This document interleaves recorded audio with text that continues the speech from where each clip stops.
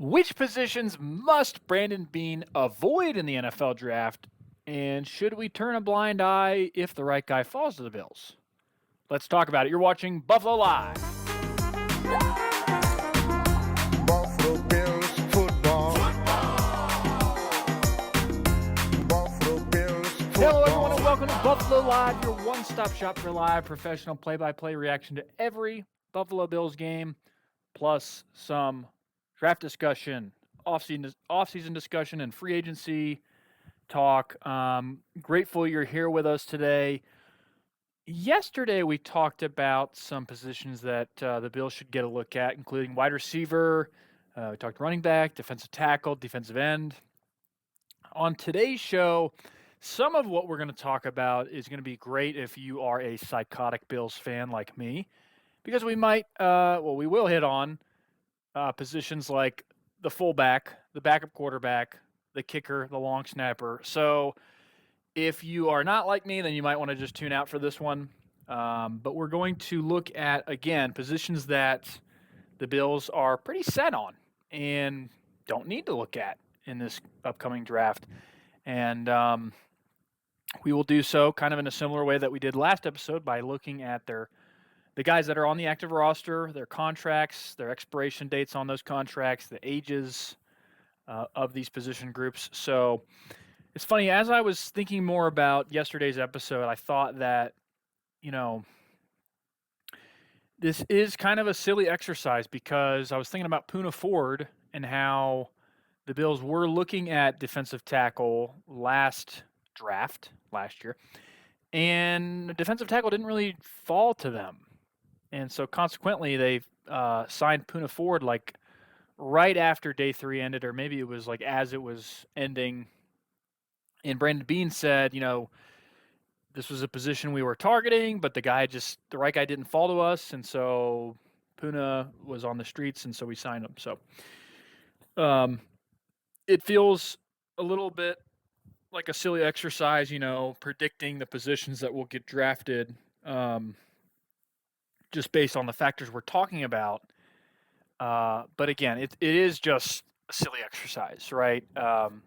Brandon Beane and the Buffalo Bills are smart enough to know you don't take a guy purely based off of positional need, right? So grateful that we have an organization that hasn't really reached tremendously for those types of things. You could, make the argument here or there about this player or that, but overall, I think the Bills are a team that definitely values the player for who he is, regardless of their position they play. Let's get into the news for today. Today, or maybe it was yesterday, J.J. McCarthy visited with the New England Patriots recently. New England has the 3rd overall pick.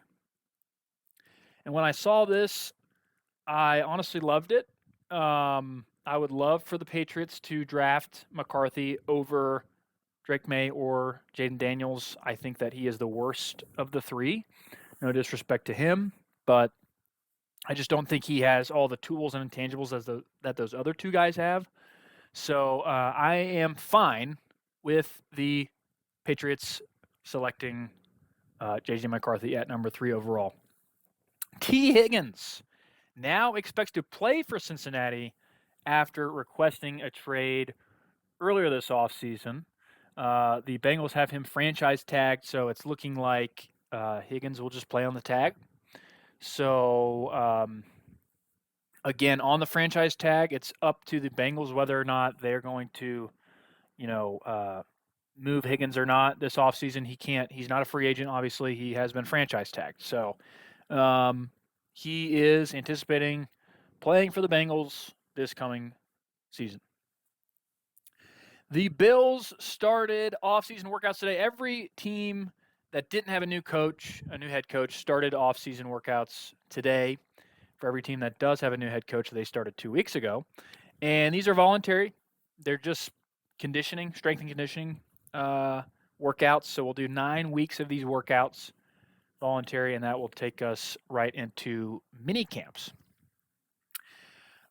Quick note here, because I thought it was notable. The Eagles agreed to a 3-year extension for Devontae Smith. Terms not been released yet, but a source told Adam Schefter that It was like $51 million for 3 years, and so that's roughly $17 million a year. And if that's his base salary, that would make him a top 10 paid wide receiver in the league. I think that makes him like the 10th highest paid wide receiver in the league. And honestly, I think this is a great deal for the Eagles and Devontae Smith. Initially, I thought, that kind of feels like a bit of a overpay. However, he's a young player. He was the 20th leading receiver in the NFL last year in yardage. And I just think he's a good guy for them to continue to invest in and develop. And, maybe this year he breaks out and all of a sudden he has eclipsed A.J. Brown as the wide receiver 1. So I think the Eagles are trying to get ahead of that. And so I do think it's a good deal. I would love to have a player like Devontae Smith on the Buffalo Bills, a player that's that explosive. And then just a quick note on potential holdouts we could see for the Buffalo Bills this offseason, although I don't expect it. The only guy that I really see on the team that could do that is offensive tackle Spencer Brown. Spencer Brown's on his last year of his deal. But I think he is not that type of guy to hold out. I think he knows he needs to really play well this season in order to get a nice, lucrative deal, whether it's with the Buffalo Bills or for another team. And so I don't think he has that, what would you call it? That leverage to hold out yet. I think the Bills, if he did that, it would not benefit his camp, so to speak. So, all right, with that news out of the way, we are going to dive into position groups that the Buffalo Bills should avoid. Now, I say avoid, but we're going to look at whether we should look into these players in this upcoming draft if they are very talented and they fall to the Bills at the right position. So starting up with cornerback, the Bills currently have 7 players on the team that play cornerback. They usually bring in 10 guys into training camp. The average years remaining on their contracts is 2.0. That's tied for second highest among all position groups. So you've got, a fairly lengthy long-term plan with your current guys. The Bills have the 8th most expensive defensive back room in the league, so a fair amount of financial investment in the group already. The average age of these guys is 25.86 years old. That's about average for the Buffalo Bills' position groups. And as I was preparing for this position group, I really thought hard about Kaiir Elam. He's a guy that many Bills fans are frustrated by. And he has definitely failed a couple times. He's failed to get on the field many times. And when he's on the field, he has failed several times, including the most notable one that comes to my mind is in London against the Jacksonville Jaguars. He did not have a great game. So, I don't want to just be that guy who's defending him because everyone is criticizing him. I do think the criticism there is fair to a degree. But one important note is the guy's 22 years old. He's entering his 23-year-old season. Super young guy, right? Plenty of time left for him to develop. Now, this is his 3rd year in the NFL that he's entering. He knows that he's had his, spot as a starter on this team completely taken from him 2 years in a row now. So, he's just got to, if he wants to contribute to this team in a meaningful way, he's got to just compete for that cornerback 3 position this year. In fact, he should have the cornerback 3 position. He needs to be better than Cam Lewis, I would say. And so, because otherwise, the other guys that are competing for those backup cornerback positions are not guys on the roster that you're really thrilled about. You've got Jamarcus Ingram, who came in some spots last season and played well, but you've got guys like Kyron Brown, guys that you're not familiar with their names. So all that to say, I would love if Kaiir Elam, really cemented himself as a quality, confident backup on this team. And then who knows, maybe this is the offseason where he could hop Christian Benford. Maybe everything comes together this training camp and this offseason, and he is competing for a cornerback 2 spot. But I don't expect that. I just want to see him come in and, fill in that backup role well, play well at special teams. So just a thought on him. Again, 22 years old. So you've got in the prospect pool in this upcoming draft, you've got guys like Cooper DeJean, Quinyon Mitchell, Nate Wiggins. You got 2 Bama players in Terrion Arnold and Kool-Aid McKinstry, and TJ Tampa out of Iowa State. These are all really good cornerbacks that could be available when the Bills pick at 28. Now, if you're the Bills and you've got those guys, available, I think that the Bills will have to make a decision on, first of all, Cooper DeJean. I think he's really the only guy out of that group that can play safety. The other guys are more so strictly cornerbacks that play on the sidelines. So setting him aside, though, if he's gone, let's just say those other 5 guys are there. I think the Bills should use that as an opportunity to call teams around the league that need a cornerback and trade back. Again, you've got a lot of guys available. Quinyon Mitchell is, I think a lot of people are giving him a round 1 grade. Terrion Arnold is Daniel Jeremiah's number 1 cornerback in the draft. So some great guys. And I have a list of several teams here that are in need of a cornerback, just based on what I was able to Google. Pretty much all of them have an early second-round pick or a mid-second-round pick that the Bills could then take in exchange for their 28th overall pick. So teams that need a cornerback, the Chiefs. Now, I know we do not want to make any trades with the Chiefs, but they did trade L'Jarius Sneed to the Titans, and so they're missing a cornerback. So I could see them taking one of these guys. But again, I just doubt that the Bills would do any trades with the Chiefs at this point, given that rivalry there. The Panthers have the 33rd overall pick. They're at the top of the second round.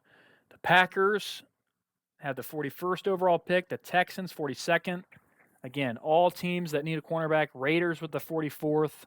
Colts, 46th. I'm going down deeper into the second round, so there'd have to be more exchange in that 5th round, 6th round, 4th round area for these teams. Jags have the 48th overall pick. One team I find interesting is that the Eagles have the oldest cornerback duo in the league with Darius Slay and James Bradbury, and they also have the 50th and 53rd overall pick. So I wonder if they would be interested in trading the Bills' 28th pick and our second-round pick for theirs. And if they're going to take the 28th overall pick, I'd probably say the Bills need an additional pick in exchange. But that's kind of that idea where the Bills go from 28th and whatever it is in the second and get closer in. And then you can take, 2 wide receivers in the middle of the second round. I think that would be great for the Bills. Steelers have the 51st overall pick. The Broncos need a cornerback. They do not have a second rounder. So that's really all the teams that need a cornerback desperately. So final thoughts on this position group. I don't think the Bills are going to take a cornerback that can't play safety. I think if they do take one, he's got to be able to play safety. Maybe they take a nickelback, a guy to replace Siran Neal, someone who's very athletic, can play nickel and can be a very durable special teamer. So that is maybe the other outcome where they do take a cornerback, but I don't see them taking one that's, a guy who plays the boundary and really is someone who only does that. Moving on to the next position group, tight end. Bills currently have 6 tight ends on the roster. Dawson Knox, Dalton Kincaid, Quentin Morris, going to throw in Reggie Gilliam, Trey McKitty, and Zach Davidson. and they entered training camp last year with 6 tight ends as well. So really doubt that they're going to go tight end at all here. I want to quickly mention Reggie Gilliam because he turns 27 in August, and I wanted to look at how much Joe Brady used him after he took over the play calling. And so before Joe Brady, Reggie Gilliam had 5.2 offensive snaps per game. After Brady becomes the OC, he goes up to 6.0 snaps per game. So not really a big difference. I am a huge fan of Reggie Gilliam. I really believe good things happen when he's on the field and they go in I formation. I think he's a great blocker. So, maybe if the Bills take a tight end, they are looking for a guy who can transition into a fullback role. Fullbacks, pure fullbacks aren't really drafted in the NFL. They are signed as undrafted free agents typically. So, but maybe there's a guy out there that is a tight end or something like that can transition. Maybe a big hulky running back. So, but yeah, tight ends I don't expect the Bills to take. So I wanted to mention Brock Bowers because I think there's a big chance that he slips down to 28. And I think he's definitely a first-round grade. I think he's a really, really talented tight end, someone that could be dominant in the league for a long time. And so who needs a tight end? The first team that actually came to mind for me was the Chiefs. The Chiefs need someone to eventually replace Travis Kelce. Their backups have not been anything to behold. You got Noah Gray and then, I don't know, a couple other guys, but no one who really stands out as the successor to Travis Kelce. So again, Bills probably won't want to trade with the Chiefs ever. But if they do, the Chiefs have that 32nd overall pick. I think that'd be awesome to trade back. And if the Chiefs take Brock Bowers, I don't know. I think I'm careful to say this. I'm careful to say, like, I'd rather them take a tight end and Brock Bowers than, like, Xavier Worthy, because I'm just more scared of what the Chiefs will be able to do with Worthy than Bowers. But maybe that's kind of short-sighted. But anyways, other teams that could use a tight end, the Titans and the Bengals. Titans have the 38th overall pick. The Bengals have the 49th. So just some other AFC teams, unfortunately, that need tight ends. So, yeah, just to wrap all that up, don't see the Bills taking a tight end. Linebacker is the next position group, and there's not a whole lot of first-round talent. There wasn't a whole lot last year. They did have a couple guys go in the first round, but the Bills have 5 guys currently on the roster that play linebacker. They need 8 to enter training camp. At least that's what they had last year. So they've got Matt Milano, Terrell Bernard, Dorian Williams, Balin Spector, and Nicholas Moreau. So the average years remaining left on these guys' contracts is 2.5. That's actually the highest among all position groups. Milano has 3 years left on his deal. Bernard has 2 years left on his deal. He's going to get re-signed next offseason if things continue to look good for him.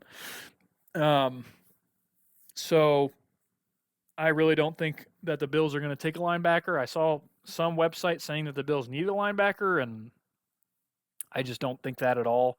I think with Dorian Williams and Balin Spector, you have a chance to develop those guys, continue to invest in them, and maybe you can continue to sign them as backups. I think they're both players with a lot of potential.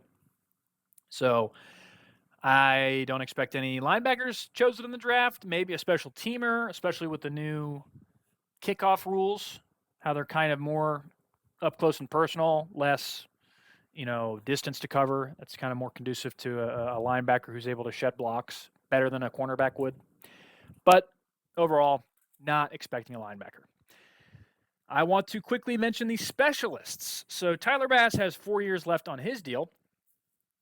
Now, his dead cap drops to $3.1 million next year. And I know it's like, why are we talking about a kicker's dead cap? But he did not have a great season last season. And if that continues to regress, then I think the Bills have to make a decision. I think that the Bills could cut their losses in a trade. If there's a team out there who's in, kicker purgatory, maybe they'll take Tyler Bass in exchange for like a 6th-round pick. That could be really good for the Bills. I don't want Tyler Bass to leave. I think he's definitely shown some good stuff, and I didn't mind when the Bills re-signed him, but like I said, did not have a great season last year.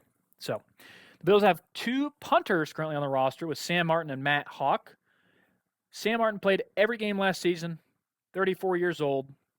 Matt Hawk played for the Bills in 2021, didn't have a great year then, and then he went to the Colts, I believe, and actually had a better year, and then proceeded to not get on a roster last year. I think he played a few games for like the Browns or somebody like that. But so you've got 2 guys in the building that Reed Ferguson and Tyler Bass are very familiar with. So I'm excited for that punter battle. Just take whoever punts the best in the offseason and in preseason. Quick note on long snapper. Reed Ferguson is turning 30. So Bills fans are going to have to come to grips with him eventually leaving. Long snapper is not a position that really ever gets drafted, so it's not like that's in the cards, but something to keep an eye on probably next year. He's only on a 1-year deal, so I could see the Bills moving on from him next year. And now for the position group that I see is the lowest priority for the Buffalo Bills, that's quarterback. Now, I'm going to use this as a chance to talk more about the backups. We obviously know who Josh Allen is. I hope he's the starter for the next 15 years. But backups, you've got Mitchell Trubisky on a 2-year deal.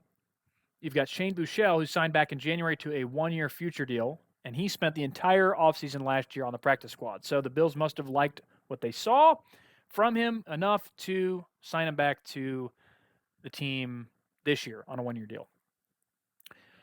Now, Bills are at 28. What if a guy like Bo Nix or Michael Penix or J.J. McCarthy drops all the way to 28? This is a great opportunity to trade out with a team that's in need of a quarterback. Teams like the Falcons, who want to invest in their future, the Raiders, the Saints, the Giants, or the Seahawks. Now, the Seahawks don't really have much capital. So, maybe you're looking at a first-round pick next year or, I don't know, something unique, but they don't have a second-round pick this year. So, and I'm not so sure they even have a third-round pick.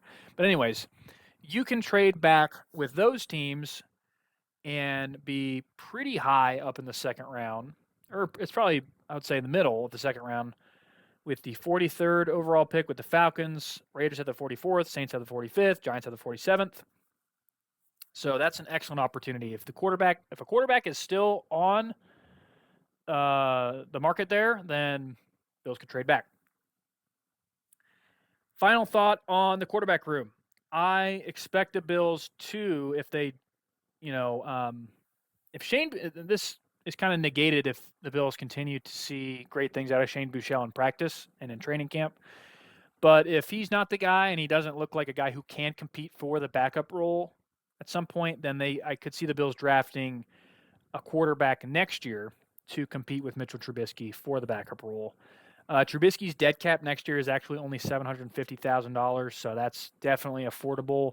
You could save a couple $100,000 by having a guy who you draft come in and beat him out in camp, but we'll see. So that's really it. In conclusion, I think the trade back opportunities are plentiful. If the Bills trade back, as long as they get great compensation, I'll be happy. I would love to see. There's so many wide receivers there with second round grades that have the opportunity to develop into great players, and so I would love for the Bills to take 2 of those guys. It'd be awesome. And so like I said, don't expect a quarterback, don't expect a tight end, cornerback, linebacker, or a specialist. If the Bills see a touted prospect, I say trade back. Okay? So that's going to do it for this edition of Buffalo Live. If you enjoyed, please like this video. Comment. Which position groups are lowest on your priority list in the draft? Is there a sneaky player among those low priority position groups that you wouldn't mind the Bills drafting? Let me know in the comments. Lastly, please consider subscribing to Buffalo Live if you enjoy this channel. Would really mean a lot. Once again, I'm your host, Kyle. Thank you so much for watching. Go Bills, and God bless.